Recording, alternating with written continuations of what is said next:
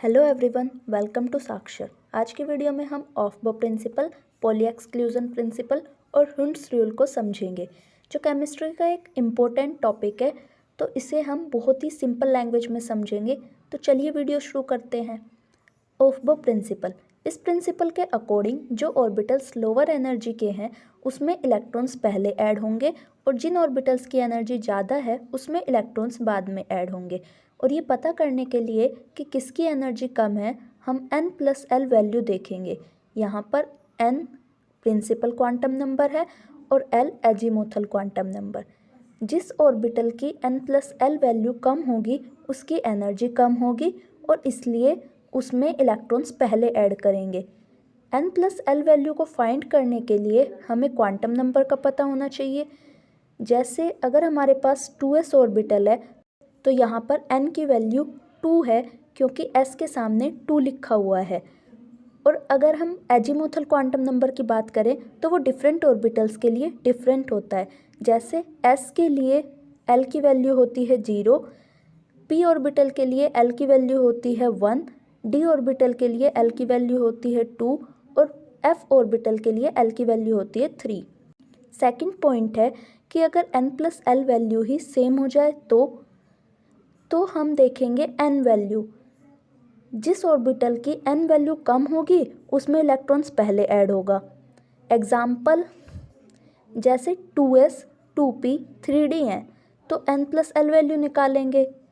2s के लिए n+l value है 2, 2p के लिए n+l वैल्यू है 3, 3d के लिए n+l वैल्यू है 5। तो 2s की एनर्जी सबसे कम है और 3d की सबसे ज़्यादा। तो सबसे पहले इलेक्ट्रॉन्स 2s में जाएगा, फिर 2p में और फिर 3d में। दूसरे एग्जाम्पल में जैसे 4p और 3d है और दोनों की ही n+l वैल्यू सेम है, तो जैसे 3d में n की वैल्यू कम है तो पहले इलेक्ट्रॉन 3d में ऐड होगा। अगला है पॉली एक्सक्लूजन प्रिंसिपल।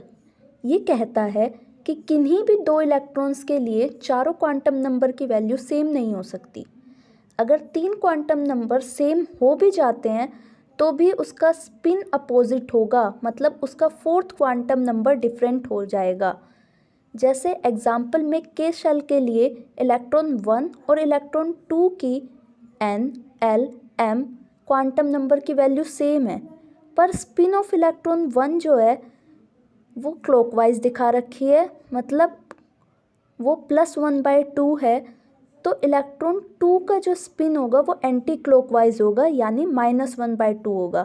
इस एग्जाम्पल में भी दो इलेक्ट्रॉन्स के लिए चारों क्वांटम नंबर की वैल्यू सेम नहीं है। नेक्स्ट है हुंड्स रूल। इसके अकॉर्डिंग इलेक्ट्रॉन्स की पेयरिंग तभी पॉसिबल है जब इक्वल एनर्जी के सारे ऑर्बिटल्स में एक एक इलेक्ट्रॉन जो सेम स्पिन का है प्रेजेंट हो। सेम स्पिन मतलब सेम डायरेक्शन का। जैसे एग्जाम्पल में ऑक्सीजन के लिए इलेक्ट्रॉनिक कॉन्फ़िगरेशन को 3 तरीक़ों से रिप्रेजेंट किया गया है, जिसमें फर्स्ट सही है और बाकी 2 गलत हैं, क्योंकि सेकंड में p ऑर्बिटल में pz ऑर्बिटल वैकेंट है, खाली है, और जब तक उसमें एक इलेक्ट्रॉन नहीं होगा तब तक पेयरिंग पॉसिबल नहीं है। थर्ड रॉन्ग है क्योंकि इसमें py ऑर्बिटल वैकेंट है और pz फिल्ड है, पर ऐसा नहीं होना चाहिए क्योंकि हुंड्स रूल के अकॉर्डिंग पहले p ऑर्बिटल के सारी शेल में एक एक इलेक्ट्रॉन होना चाहिए, तभी पेयरिंग हो सकती है।